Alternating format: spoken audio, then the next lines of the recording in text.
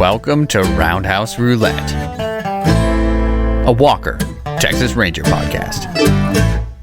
Thanks for joining us as we recap and review one of the 200 existing Walker, Texas Ranger episodes, randomly selected by Roundhouse Roulette. I'm Evan Dalton, here with my brother Adam. What's a going on? And our brother in faith, Mr. Bob Leahy. Peace be with you. And also with you. Praise be. Well, we'd like to thank you all for joining us as we review a lovely look into the Catholic faith. Of course, that means that we're talking about Walker, Texas Rangers, Season 6, Episode 14, Saving Grace. In this episode, we see the Savior and we see the Savior, right? Yeah. Dueling saviors. Hallelujah. Hallelujah.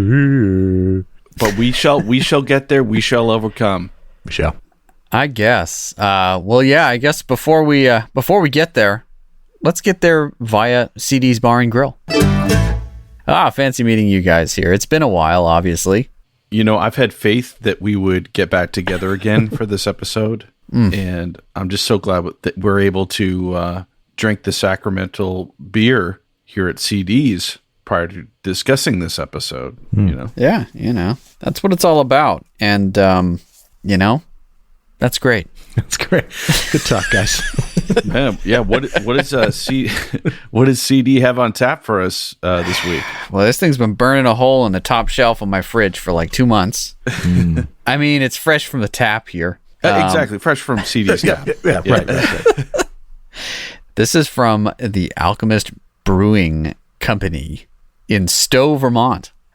This is a heady topper. It looks like this guy is an illustration of a guy in a beard drinking a beer. Go figure. But his head is exploding with hops. Yeah. So it looks to be a double IPA, which is, CD's been serving up a lot of those as of late, but I'm not complaining, you know? I'm assuming John Kimmich is the brewer at The Alchemist. Perhaps he's even the alchemist.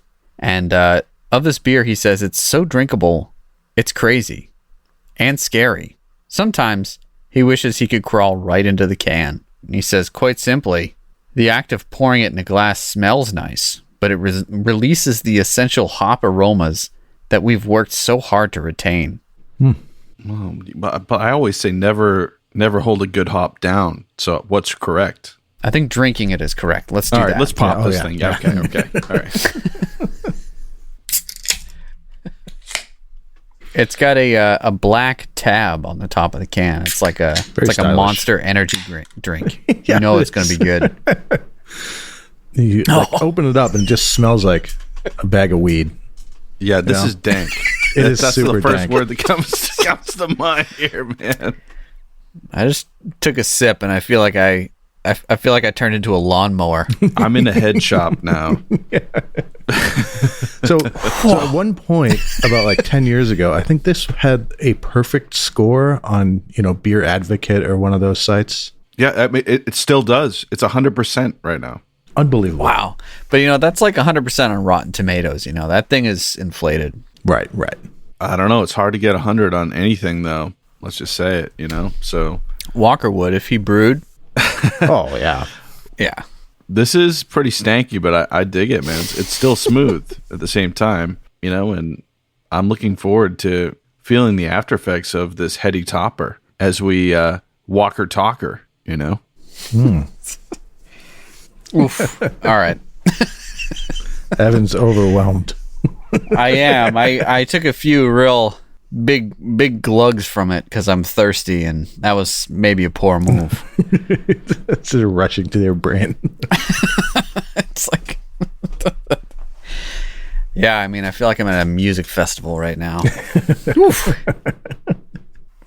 Well, now that we've hit up this heady topper, let's head on over to our social media accounts and check out what's been going on. Yeah, I think we heard from Cisco on Twitter.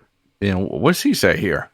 Cisco said, listen to Roundhouse Pod, the Brotherhood episode, and there's a slight amount of looseness that I am digging. I don't know what this means, guys. Is this a is this a younger person's slang thing here? Yeah, I mean, are we like, maybe we were not very professional on the Brotherhood podcast we did, or I asked him, is this as far as our own sanity or what? And no response. And in fact, it's actually driving me more insane not knowing what he means. Well, I'm just happy that he's digging it. Yeah. We aim to please. Digging is in all caps, so. Okay. Well, let's keep this podcast loose. I think we're doing a good job at doing that already. Yeah, it tends to be one of our strengths, I think.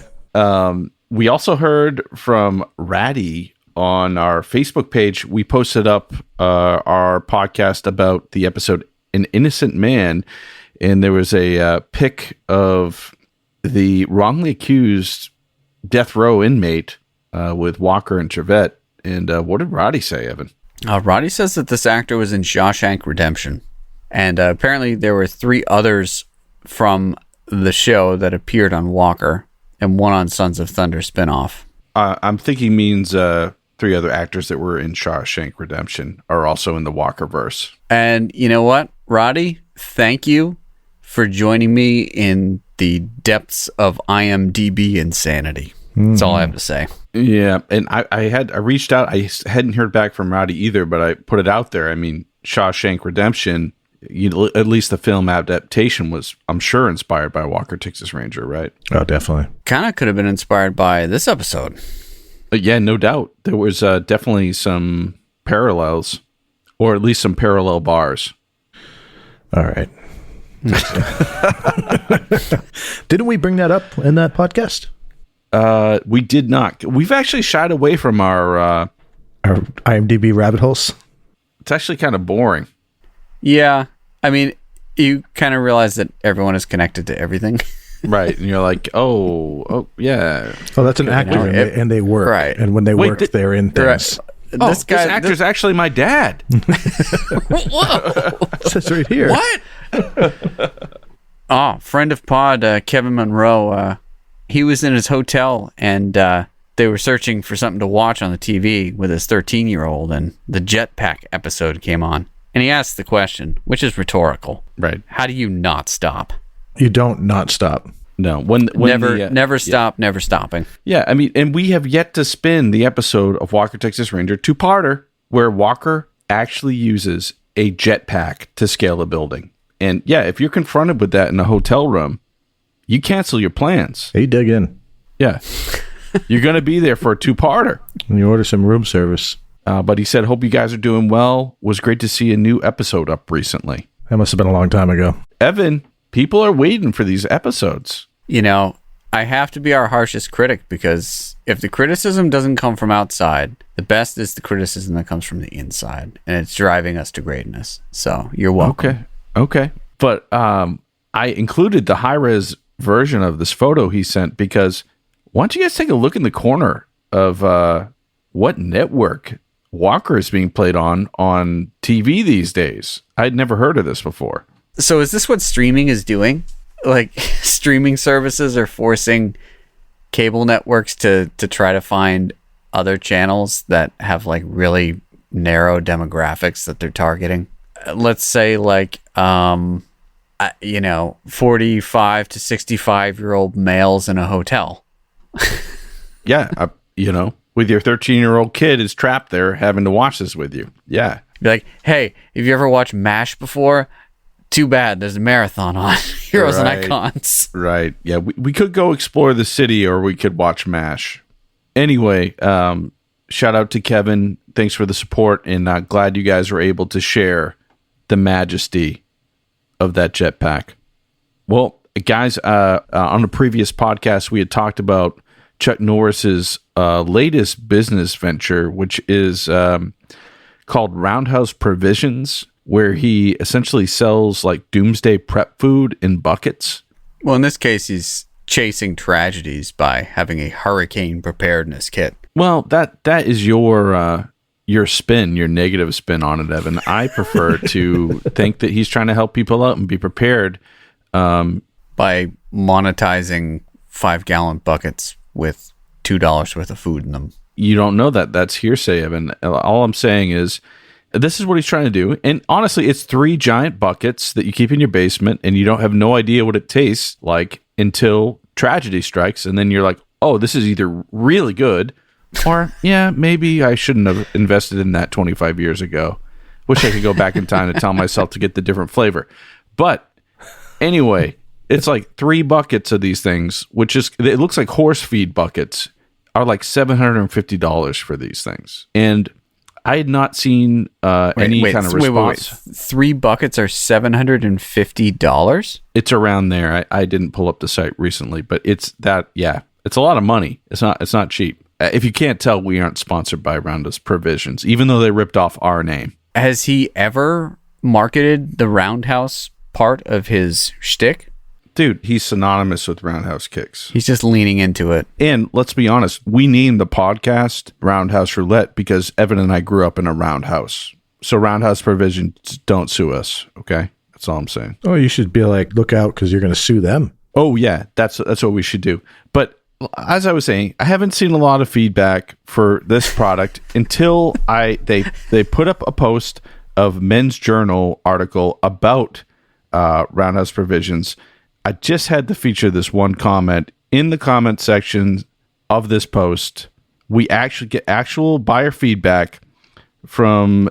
All right. So first off, this is a post that was posted 32 weeks prior to this screenshot. And, it's saying like, oh, be sure to check all this stuff out. This thing's great. Okay.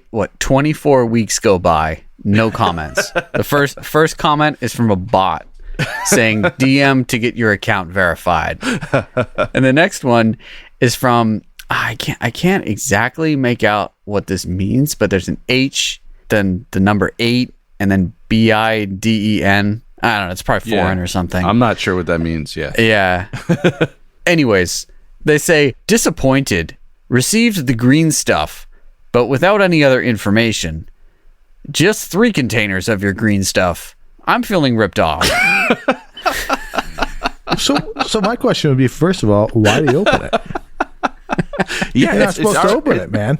Yeah, you're it's supposed to wait. instantly going to start the decomposing. I think it's, unless you can reseal it and it's still good for 24 years. But I think the UPS driver dropped it off and he cracked it open and he started. Oh no. Do you think he had like a family cookout he was going to try it out on or something like that? Yeah, it's the most expensive family cookout ever. Gross. I was going to do a clam bake, but I thought I'd treat you guys to some Roundhouse Provisions. Here, have some green stuff. Oh, there's not as much green stuff as I thought there'd be. It doesn't tell me how much water to add because there were no instructions. Oh, it's so gross. I mean, that guy really, what he should have done, he probably should have just bought gold with that, right? Now that gold prices are so low, according to Chuck Norris. Well, you don't think he definitely bought, into Chuck Norris's gold coins too. He. That is what the buckets are good for once you use them. You can fill them up with gold coins and bury them out back. Ideally with gold coins with Chuck Norris's face on them. So that'd be good. Anyway, jury's out if it's a good deal or not. But Roundhouse Provisions, and if anything, I'm just glad that Chuck is still doing this thing. And so can we throw this out there as a potential Patreon thing? What, are you going to start selling? We're going to start selling buckets of something? Buckets of what? No. If people if people sponsor us at a certain level, we'd be able to purchase. That comes in 3 buckets, so a bucket for each of us, and then we could do an actual review. Yeah, an unboxing.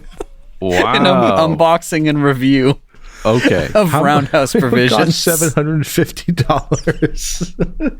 Let's jump into the mailbag here, guys. We got this email. I think it's from our website, and it was from Wait, we got a comment? Does that not mean Evan needs to do more Santana stuff? It is Evan. Yeah, no kidding, Evan. Where's the Santana? The top 10 Santana albums for our Santana detailed podcast. Review.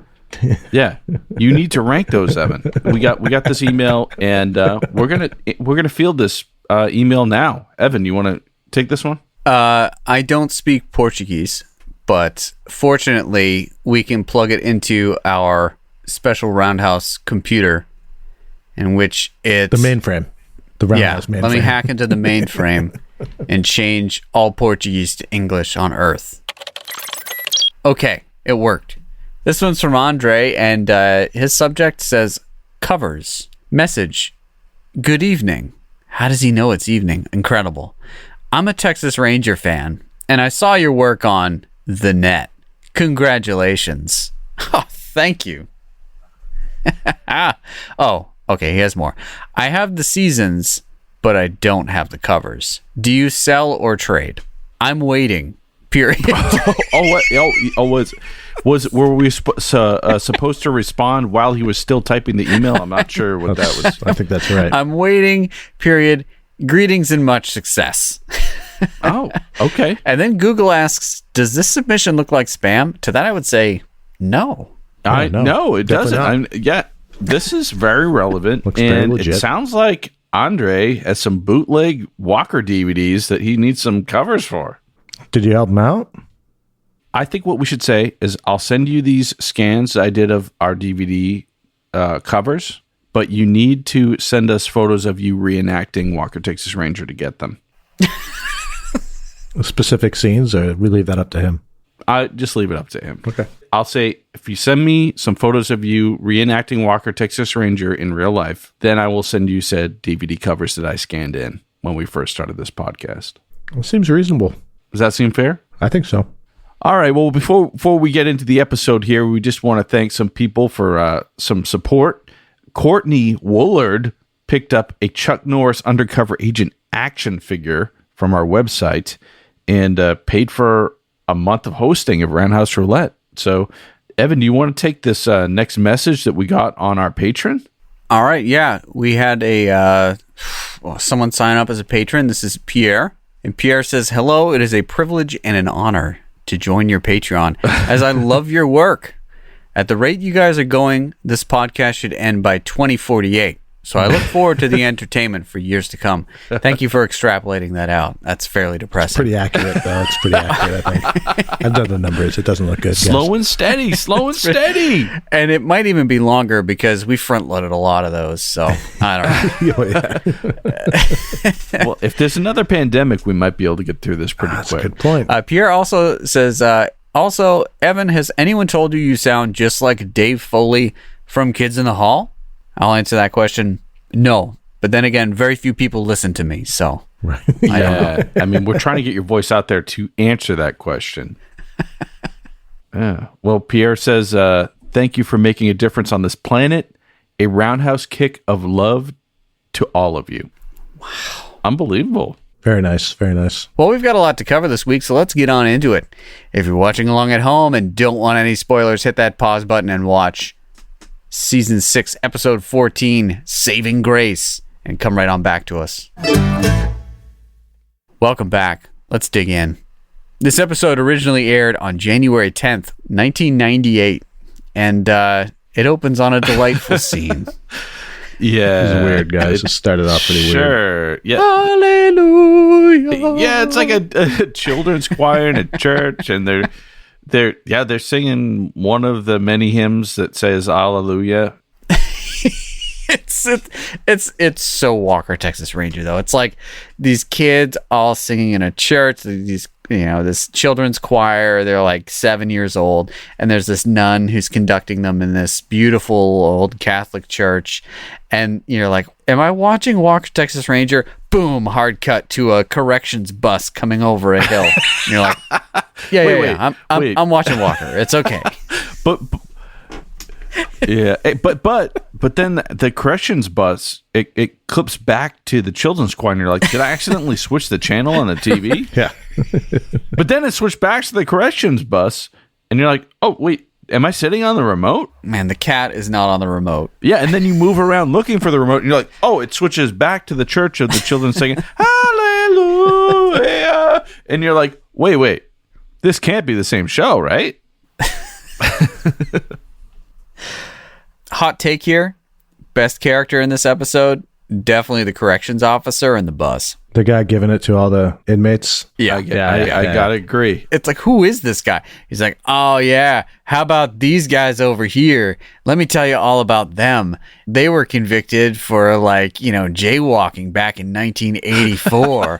They've been on parole for 10 years and just about to get off it, but not sure yet, so they're still on the bus. How about this guy over here? He was a bank robber. They buried that cash. Ooh, bet you're wondering where that cash was buried. No one ever found it, right? It's like, who is this guy talking to? He's the corrections bus expositional guard. Yeah, he's reading the tabloids is what he's doing. Yeah, so he's like in the front of this corrections bus, and all the inmates are in the back of the bus, like screened off. There's like a screen, because otherwise they go crazy. Otherwise, you'd get shivved. Right. Yeah. So anyway, they shiv the guy. One of them fakes like a choking or a seizure, right? One of the guys. Right. Yeah, but before that, one of the convicts has this necklace, a cross on a chain, right? Which you shouldn't really be allowed to have that, right? In prison. Well, I don't know why they wouldn't give somebody that. It's not like they'd use it to undo their handcuffs or something. Right, to pick the handcuff lock. But anyways, he kisses it before he does that. And when he kisses it, it flashes to this, 60-something-year-old nun in the church. And she feels the cross that's around her neck. And it's like she just had a spiritual connection with this guy, and she knows something's about to go down.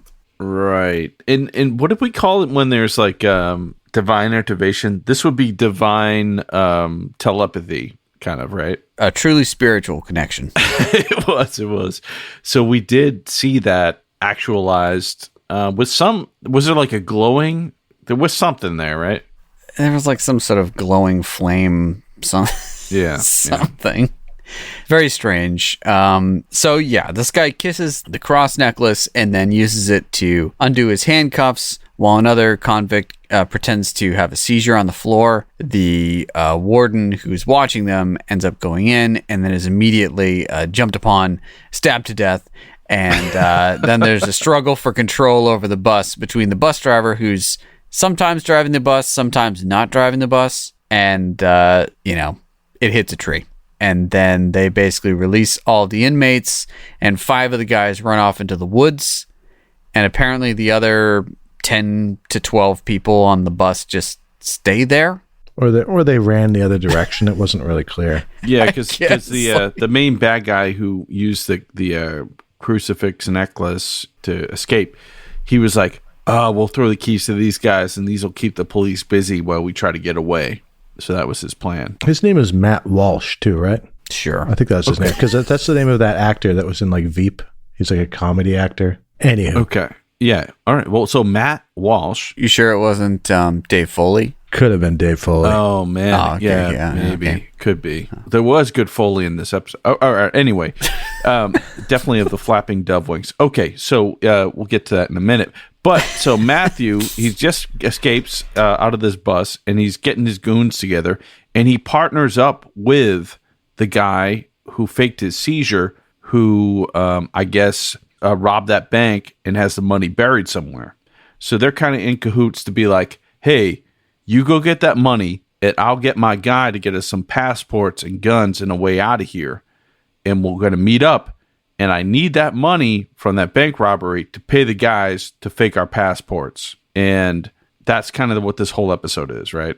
It's a cool $3 million. A cool $3 million, yeah. I'm just going to say good on you, Adam, for following that. I didn't really follow any of it, and it doesn't really matter. I only got that on the second viewing. The first viewing, I was questioning, like, did they resolve this? Because it's so breakneck, this like... A few of the plot points seemed like they didn't resolve. They fit a lot in. Yeah, but I did upon rewatch though. I was like, oh, they did clean that up. So that was I just wanted to spell that out here before we get into it. But that's kind of what's going on. So, anyways, Walker and Trevette are driving around on the beat, of course, as they're wont to do, and talking shop. Trevette's like, man, if I won the lottery, I wouldn't change a thing. And Walker's all like, what? You wouldn't do anything? And Trivette's like, well, I'd probably buy like a house. And Walker's like, oh, okay, but that's it, right? And he's like, well, I'd buy like a car, like a trailer hitch and all that. And Walker's like, what? So you're getting a boat too? And let me tell you, Trivette would spend it all. He would not invest in gold. No. Or food buckets. He wouldn't do that either. He would definitely have a fully stocked doomsday basement, though. Definitely. He might. You got to have that. I mean, what good is winning the lottery if you don't throw away a little bit of the money?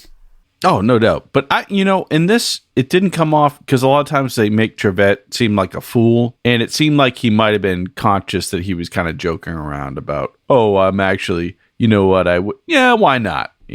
Walker and Trivette were kind of on the same level, and they're joking around about winning money. So, cringe scale of throwing Trivette under the bus.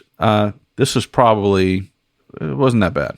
Yeah, I agree. Mutual ribbing. Of course, on the scanner they hear bus jacking, accident. Correctional bus shivving, send Walker and Trivette.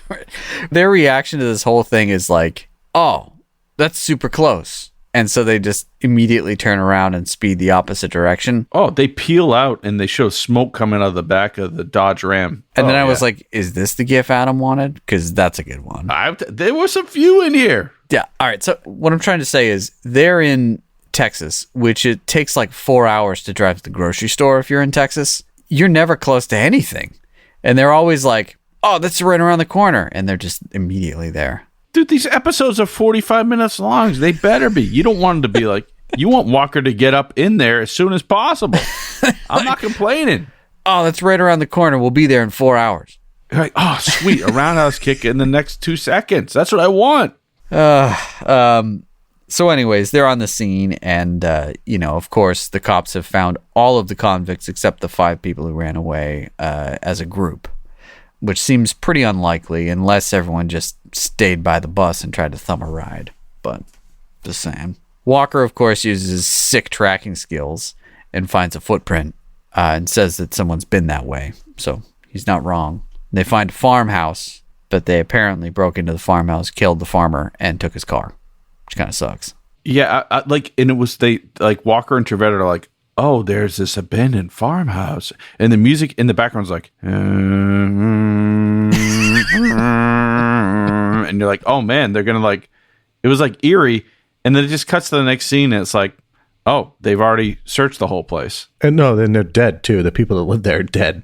They killed them both. Yeah, it seems like maybe they filmed them discovering the dead bodies because that would kind of fit the vibe of the music, But then they're like, oh, you know what? Why show that? Just say it. We got a lot of story to cover here. Let's move along. Breakneck pace here. So we see the group now, and they've all got one car, and they're like, well, how are we going to get a second car? I'm like, well, man, that was great. That was some great acting, convulsing on the floor of the bus there. And he's like, yeah, maybe I'll go out to Hollyweird. Yeah. Well, this guy's got the key to $3 million, and he's got to get it from his girlfriend's apartment. So they need another car, and they basically parked their truck in the middle of the road and are waiting for someone else to show up along the road, and they're going to take that car. And sure enough, a car shows up, and Matthew, the preacher, he says, just like the mother at the church I used to go to always said, asking you shall receive.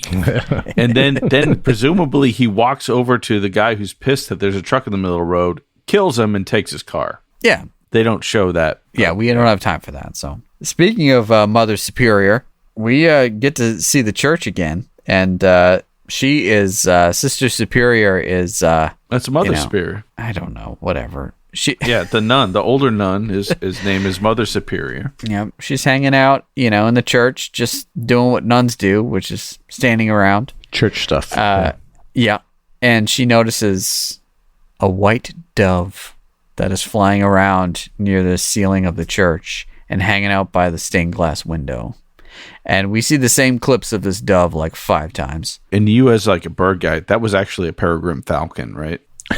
No, it's a dove. Okay. I thought you would call it out that it wasn't a dove. It would get eaten by a peregrine falcon for sure. But Okay. All right. Just wanted to test your skills. Also, I don't know if this is the time to get into it, but it always amazes me that this could be a set, I guess, maybe. But if it wasn't a set, why did churches let shows like this do their show in a church? You know what I mean? That's a really good question. This is definitely a church. Yeah, it would be way too much to make a set like that. Yeah. They're like, well, the ends justify the means. Like, well, I don't want to spoil it, but just keep that in mind as we go forward here. Like, what's the church's perspective on, the whole messaging of the show is a Christian message. So ends justify the means. So let's let them film here. And by the way, you guys got to pay us out the ass. Yeah, I was going to say, they're paying the bills, dude. They're just paying the bills. So that offering plate is going to be full for the rest of the year. Walker, Texas Ranger are going to film up in here. Okay, well, back to Sister Superior's or Mother Superior's bird watching. Is it a mourning dove? Oh, it's a domestic dove. It's bred to be pure white like that. Okay, all right. Usually when you see those, they're in with flocks of like racing pigeons. I don't see Ray 7, so sorry, man. Oh my God, all right. Anyways, definitely not something that would have just flown in from out of the street. So obviously it's a religious symbol and a bit of divine intervention. Do you think the dove appeared because of the psychic connection with Matthew and his cross and Mother Superior and her cross? Like, do we need 2 premonitions? Yeah, we do. Okay. We need so many. We need to be bludgeoned over the head with these things to make sure With we understand. religious symbology. Yeah. Okay. All right. Well, I'm glad the dove happened. I'm just going to say that the dove, it didn't need to be there, and it didn't pay anything off. But anyways, Yeah. she's checking out this dove, and Sister Mary Grace comes in. She's a younger nun who's there, the only other nun apparently in this church. And the only hot nun, let's just say it. Yeah. Can we say that, guys? This podcast? Oh, that Mother Superior. You said it. All right. Look, Mother Superior, she's hot too. For the purposes of this podcast, they have like a 20-year-old blonde nun just hanging out with Mother Superior. What? Who's going to do that? Okay. Yeah, man. So, anyways, Sister Mary Grace, the other nun, walks up and is like, "Oh, looks like we have a bit of a visitor." And Mother Superior is like, "Yes, it appears the dove's moved in." And there's this awkward pause. And in my mind, I inserted, "Go get the shotgun." Oh, man. Yeah. Then she's all like, "Oh, thanks so much for, hosting this, women's group, this battered women's group in the basement." And Mother Superior's like, "Well, back in my day, a woman would just confess to God as to what happened." Oh, right. Yeah, we wouldn't go talking to everybody else about our problems. Right. We wouldn't air our Oh, grievances no. publicly. And it's like, okay. Well, honestly, that might be the best message you could take from this episode, is that you should actually talk to other people about your problems. It's okay. We can stop watching this episode, right? I better iron out. And Mary Grace is like, "Well, okay, whatever. Well, they're in the basement right now, so I'm going to go help them out." Yeah, and by the way, it's that they're hanging out with Alex Cahill. That's Assistant District Attorney Alex Cahill. Oh, yeah. BF of a one Walker, Texas Ranger. Yeah, she's just down there in the basement trying to help them out. It's her battered women support group. Right. I mean, what could go wrong? So the support group appears to get a new recruit, and this woman takes one step into the door. Alex sees her, and the woman walks away from the door, and Alex pursues her rapidly while shouting her name aggressively. Catches up with her in the hallway and is like, "You need to come here. You need this. That's your only chance at a life." and this woman's like, "Okay." And then she reaches out to hold Alex's hand. Complete strangers. They've never met before. And is like, "Take me to the group. I'm ready."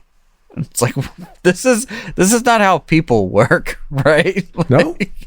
No? Well, I'm pretty sure this is not how this would work. I don't feel comfortable in you judging a battered women support group, Evan. Are you comfortable with Assistant District Attorney Alex Cahill judging it? Because she's doing that as well.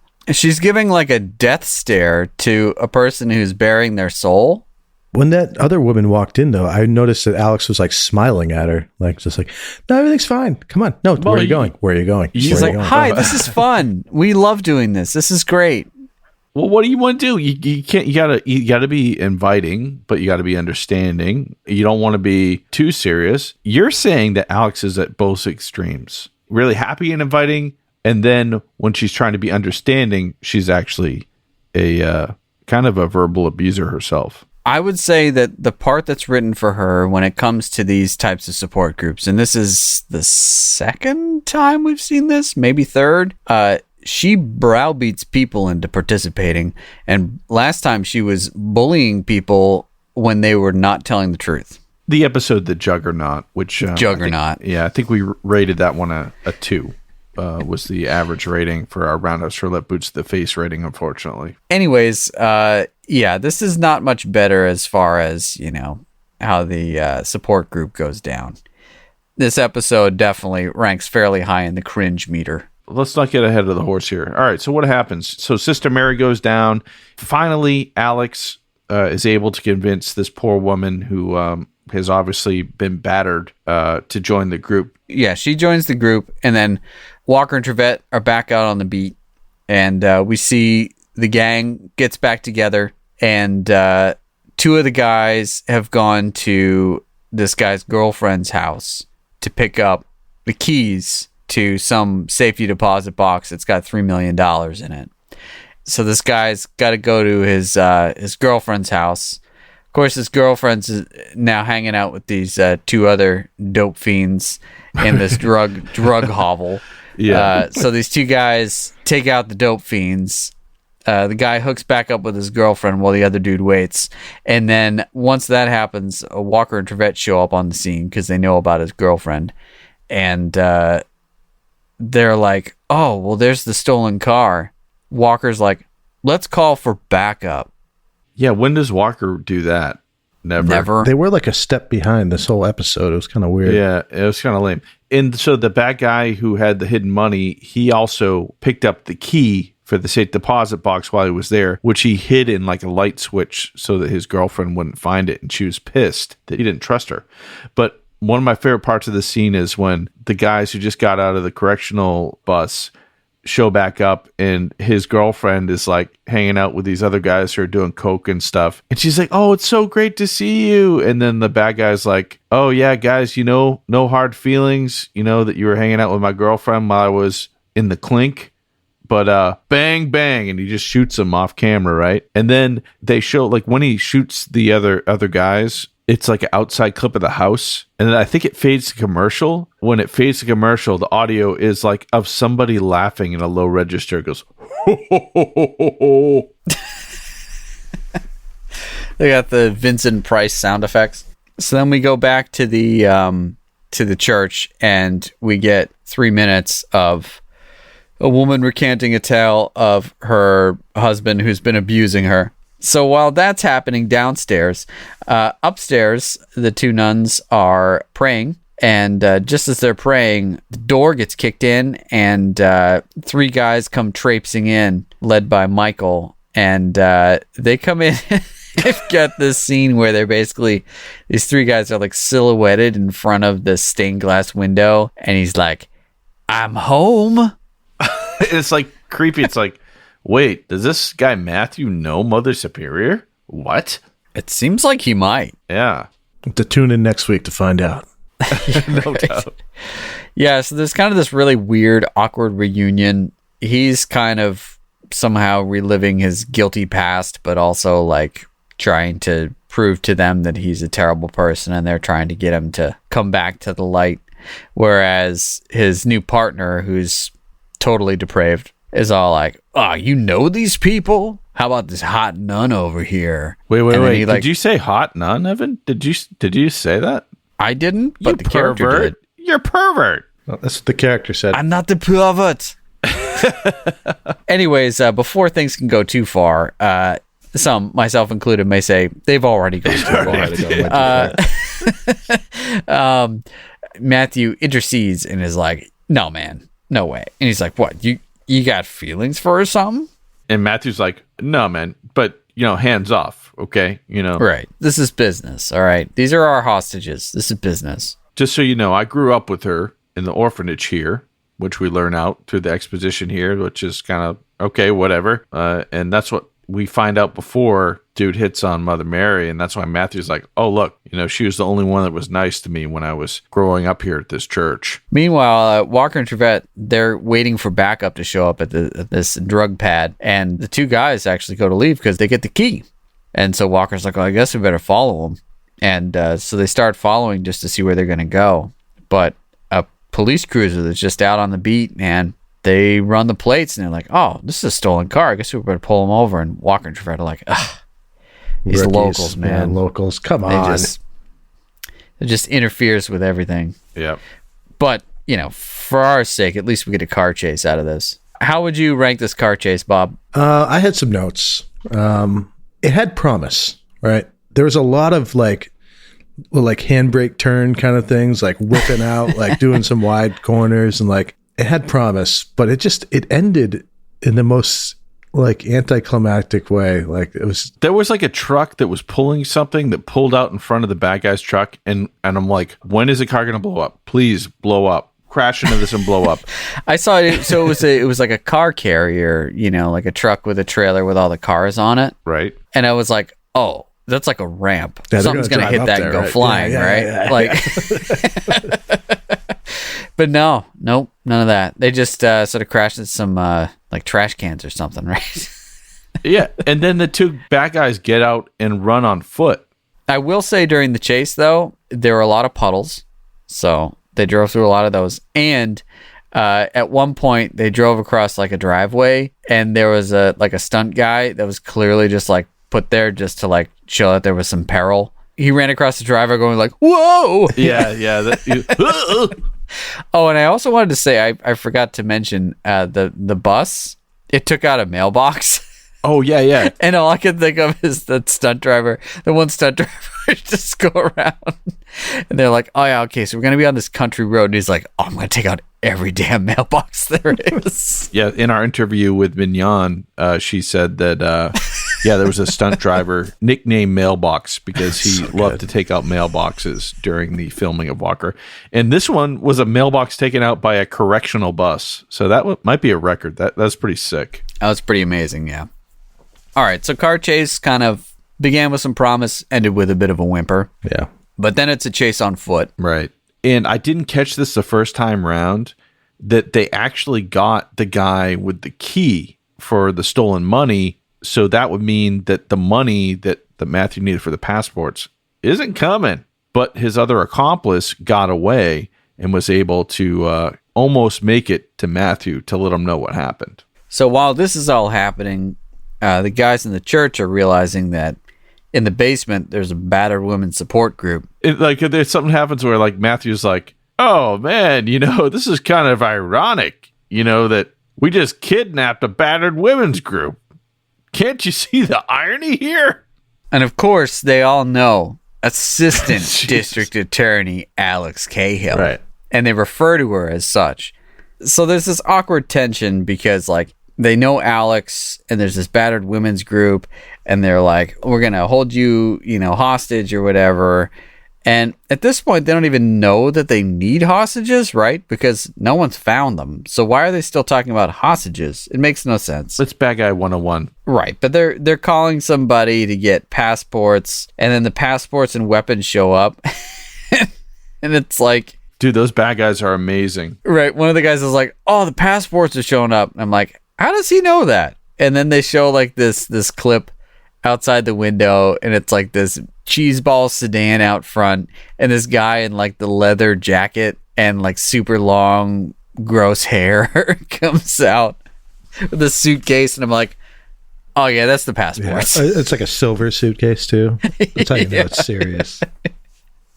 So yeah, these guys, they know the business. They've got a suitcase full of weapons and a suitcase that's got all their photo equipment. So it's got, the sick Polaroid camera that can take pictures for their, counterfeiting passports. And the guy's like, sorry, it's a bit of a rush job. And to that, I would say it absolutely was, because the silver briefcase is just stuffed full of guns, including The Uzi. Yeah. Yep. I was trying to look for a second Uzi, but I think there was just that one, huh? There can only be one. And, the Polaroids and stuff. And he's like, yo, man, I'm going to need my money. And the guy's like, don't worry. You'll have plenty of money when my buddy shows up. But his buddy's not showing up. He just got punched out by Trevette. So not happening. Yeah. And the second buddy who kind of got a little further away, actually, we see him make it to the church. And he feels pretty comfortable because he gets to the church steps.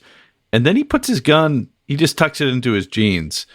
And immediately gets chokeholded by Walker, And it's like a 2-second sleeper hold. He's got him down. At one point during that pursuit, Walker was like on top of a building looking down. How did he get up there? Yeah. How did that happen? When did he have the time while chasing him to catch up to him and also scale a building? It was pretty good. So yeah, he chokeholds him and then he's like, oh, we're at a church. Maybe there's something going on here. So Walker peers through the basement window, and we get this shot of Walker's head looking fat through head. this. Look, no one could have possibly seen him, right? He does it multiple times too. He does it later. He keeps peering through the window. It's like, the window's like 3 feet wide, Right. and his big It's fat like this- head just comes and blocks out all the sun. Right, it's like one of those windows that's got the wire running through it too, so it doesn't like shatter easily. And so he peers through this dirty window and he sees the basement where the hostages, the battered women's group, are all being held, including Alex, who's tied up in a chair, and and this guy's menacing her with a knife. Yeah, the creepy guy that was trying to get with the younger nun, Mary Grace. Mary Grace is like, you know what? I'm just going to rub this knife around Alex Cahill's, Body. Yeah. Okay. And it was creepy as hell. It was really creepy, and Walker's seeing that, and he was moved to action in that he pulled out his gun and aimed through the plate glass window at the guy, like he was gonna make a deadly shot at this guy through glass. Yeah. In the proximity of other people. I'm sure he could have pulled it off, but he decided not to when that guy was called in from someone else. All right, so Walker now knows what's up, and they call in the SWAT team. Everyone moves in super quick, and Walker and Trevette, they're running point on this negotiation, and they're like, "Man, what do we do?" And Walker's like, "Well, we've got all of these police, all of these resources at hand. I guess I have to sneak into the basement." Right. And so he goes around the back of this church, right? And there's like kind of like a shed built onto the back of it. And there should be a door there, but for some reason they like built a door cover of some sorts that he just tears off, and then there's a door behind it. Yeah, you got to kick the door in, creep down into the dungeon. Some really great cinematography here. Like, this is an awesome shot of like backlit Walker walking down a flight of stairs. It's a pretty good shot. Some good optics. He gets to the bottom and he finds this like gate that is like double padlocked. And can he peer in and see what's going on or no? No, but he goes back up and Trevette's tracked down the blueprints, and they're like, "Man, okay, if I can get through this gate, then I think I can probably get in." And so Walker walks over to the SWAT guy who's like fishing around in the back of a truck, and he's like, "You got bolt cutters?" And the guy's already reaching for a pair of bolt cutters. Boom. Just immediately. Yeah. Good work. That SWAT team on point. Yeah. So while Walker's breaking into the basement, up on the main floor, Sister Mary Grace is, we've learned that she was a childhood friend of this bad guy, of Matt. Who's now a killer, robber. Yeah, and he was known as the preacher in prison. And she's like, "I think I know why they call you the preacher. You always used to tell stories, like when I was really scared as a child, and you'd just tell lots of great stories." And she's like, "Do you remember any stories from the Bible?" And he's like, "No." She's like, "Well, there's one in the Bible about this dude." And he's like, "Oh yeah, I know that one. This is how it goes down." And they're like having a moment, and then And he goes, "That guy was a fool." yeah, and then then Sister Superior's like watching them, and the floor creaks, and he turns around. He's like, "What are you looking at?" He's like, "We're not doing anything over here." I don't know what was going on. It was very strange. It was a strange very odd. scene. Yeah. But there was a kinetic energy between Matthew and Sister Mary Grace, for sure. I felt it. It was palpable on screen. Right. Meanwhile, it's becoming quite clear that the money's not coming for the passports. So those two guys who showed up with the passports and weapons are feeling pretty betrayed at this point. And the guy who's watching over the hostages downstairs is starting to get cold feet about the whole thing because he's pretty sure he's hitched his wagon to a couple of crazy people. At one point he says, he's like, yeah, I got weird feelings about like spirits in here or something. He's like, I'm being watched, man. Yeah, he's like, we're holding guns to nuns in church. You know what? He's absolutely right. It's pretty strange. Only on Sure Walker, is. Texas Ranger.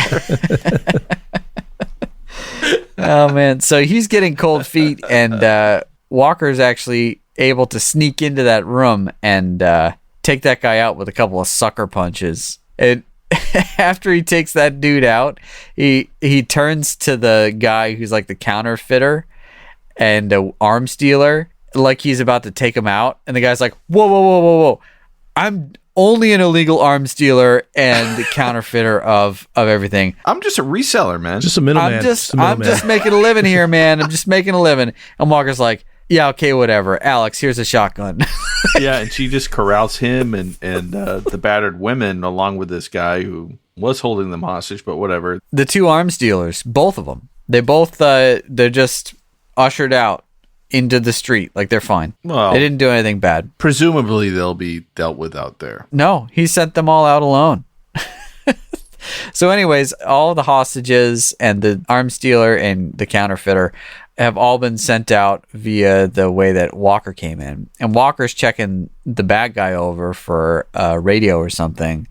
And the second to last remaining guy, the creepy dude, he comes back down to check on things. And he's got a clear shot at Walker around the corner. Well, Walker doesn't even know. Right, yeah. Commercial break. What's going to happen? Guy's going to pull the trigger and miss, obviously. He sure takes his time, doesn't he?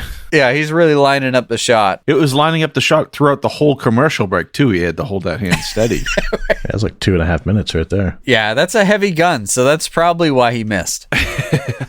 So he misses, but Walker also misses. Granted, Walker's doing a somersault and shooting from the hip, but still, it seems unlike Walker to miss.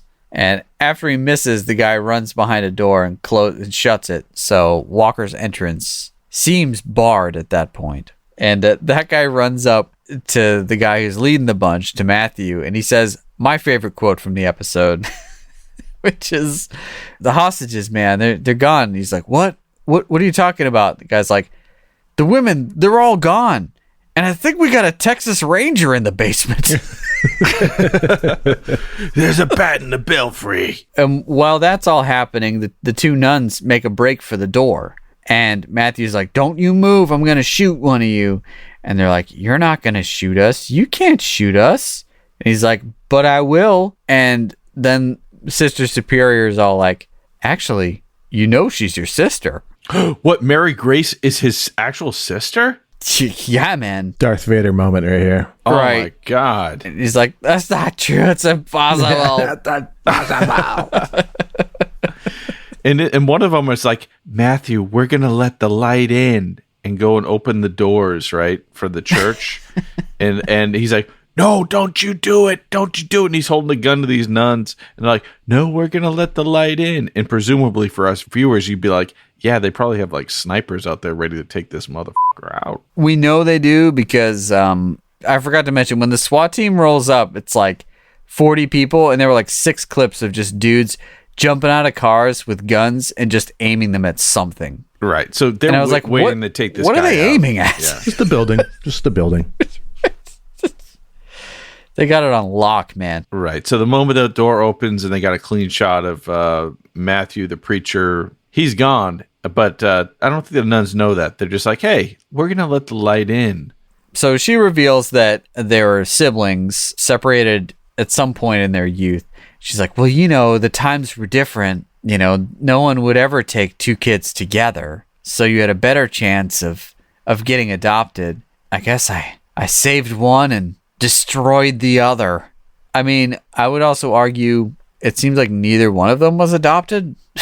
Right. So your batting average is 0 here. Yeah. I mean, you know what the times were like back then. I mean, people didn't adopt 2 kids at once, and no one shared their problems publicly. So this is all according to Mother Superior's memoir. Yeah, exactly. Superiority complex. During all of this, they keep showing these same clips of this dove. I was just waiting for someone to shoot it, be like, right? Yeah, to take the dove out. Yeah, there are a few times that the crazy guy Matthew, I was like, dude, he's gonna shoot the dove. It's like he's just got to shoot it, right? And they just keep using the same stock footage, and nothing comes of it. We actually would have saved a few minutes of our time and our lives by taking the dove footage out, but. As an ornithologist, I didn't appreciate it at all. No. So anyway, so she's like, I saved one and destroyed the other.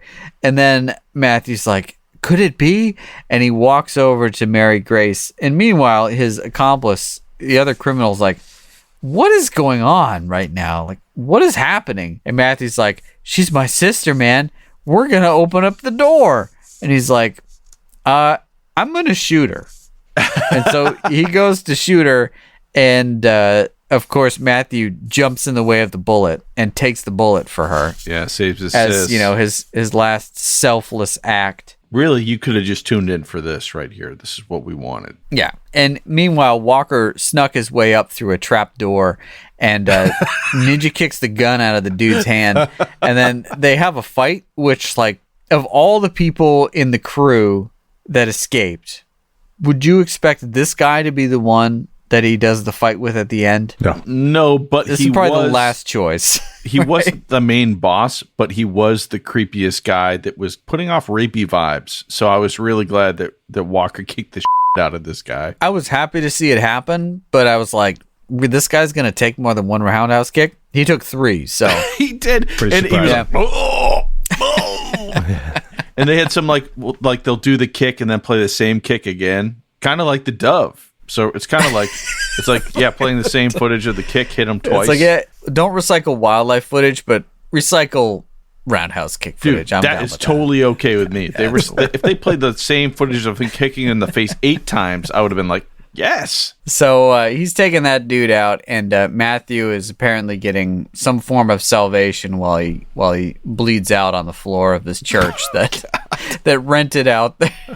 They filmed this on a Tuesday. Oh no. And he's like, man, I've done some bad things. And his sister's all like, it's all right, you're forgiven if you just ask. Ask and you shall receive. And he's like, I guess I want forgiveness. Oh. Yeah. Right. And then a blinding white light. Did they open the doors and white light? The doors comes in? open. Right? It's like a yellow blinding cartoon light. Do the doors open themselves? The dove. I think so. Yeah. The dove finally did. Oh, the dove did. Dove's like, let me out of here. Yeah, the front church doors open and a blinding light comes in, and then they're showing this kind of weird scene of him being forgiven and God accepting him into heaven, presumably, and then it pans over to Walker.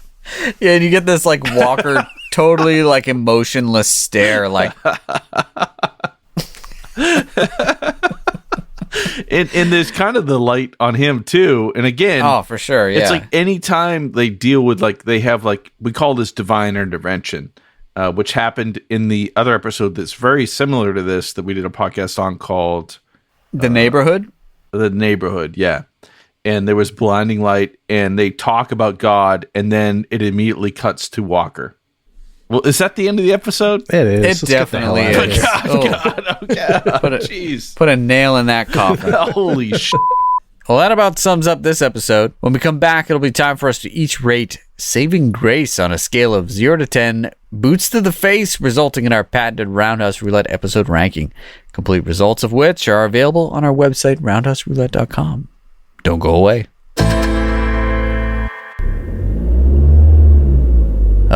Once we get this bus back to the penitentiary, I'll finally be able to get some shut-eye. Till then, I'm going to keep you sorry saps locked in cage, because you're liable to bite. What you looking at, Leahy? I heard you was doing time for failing to produce enough episodes of Roundhouse Roulette, a Walker, Texas Ranger podcast. You done found out the hard way those Patreon contracts are binding. What a waste of life you are. Oh, you shut up, your accomplice there, Dalton. He's worse. That poor SOB got locked up for playing music so bad even Mother Superior herself couldn't forgive him.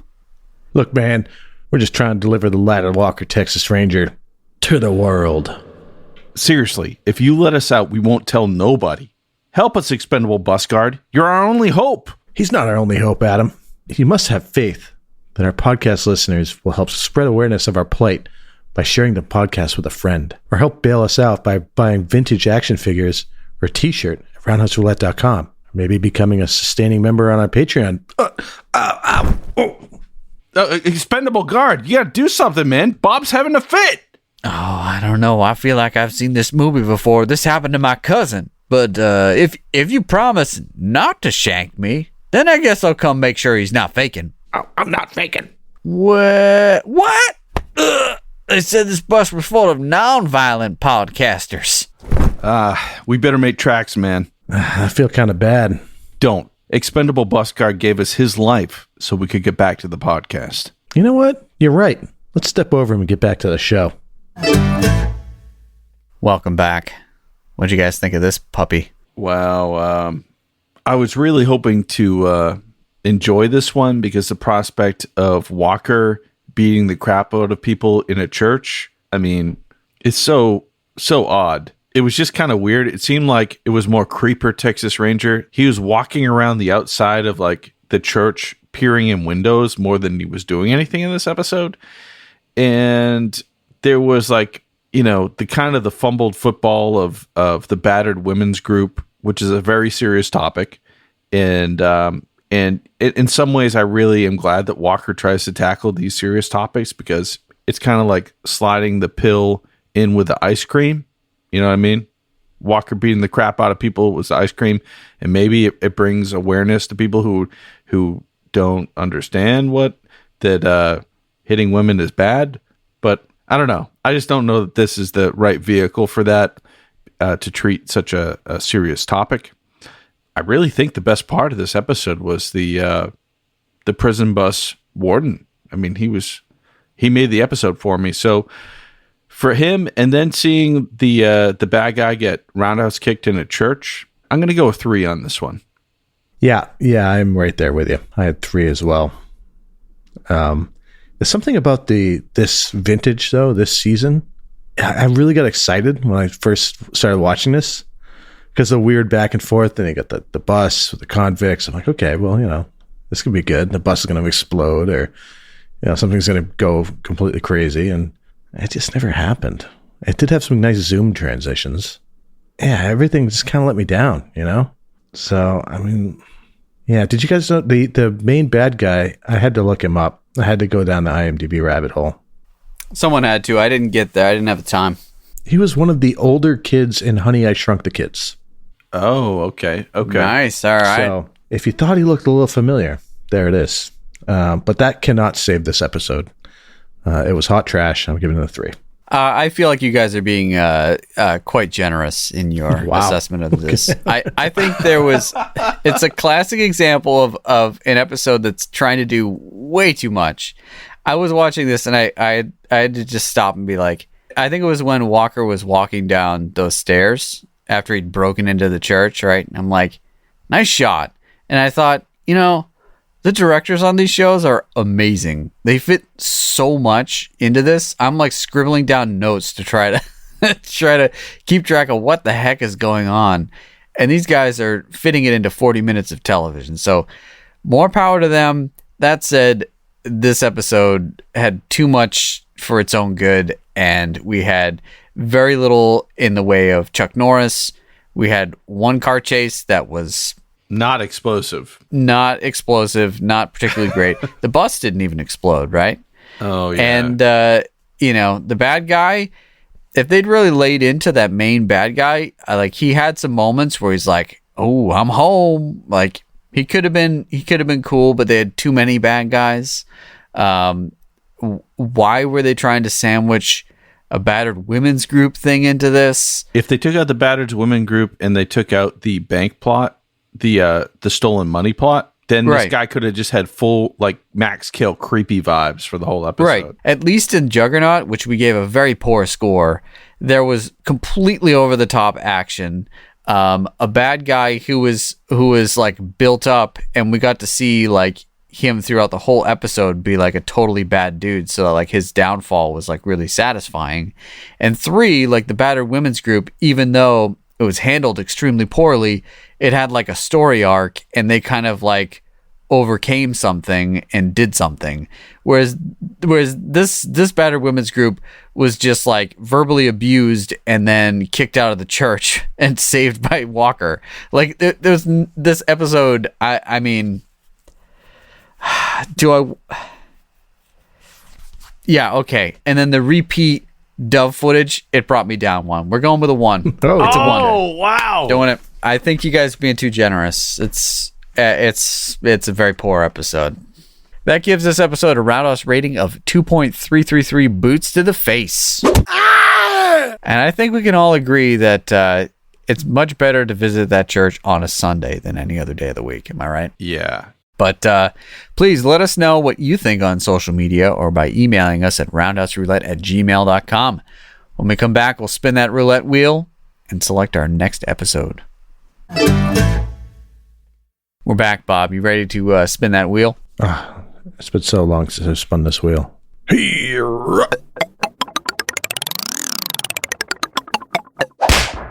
Season 8, Episode 14, A Matter of Principle. So, all right, calling it now. Principal, this is again on the nose. Is he going to be a principal again? Is he going to be a principal at a school? It's spelled differently, but do they know that? A Matter of Principle. A retired ranger turns vigilante after his daughter is seriously wounded during a bank robbery. Oh, man. Awesome. I mean, this sounds like it could be fun, you know? And we got Gage and Sydney. It's been a while since we see them. So I'm kind of excited to check back in on this era of Walker. Well, excellent. We hope you join us next time when we share our reactions to Season 8, Episode 14, A Matter of Principle. In the meantime, share your opinions with us on Facebook and Instagram at Roundhouse Roulette and on Twitter at Roundhouse Pod. And rate and review us on Apple Podcasts or wherever you get your podcasts. We really rely upon those reviews to let us know that we're doing a great job. Well, thank you all for listening, and until next time, May the eyes of the ranger be upon you. When you're in Texas, look behind you. Oh, 'cause that's where the ranger's gonna be.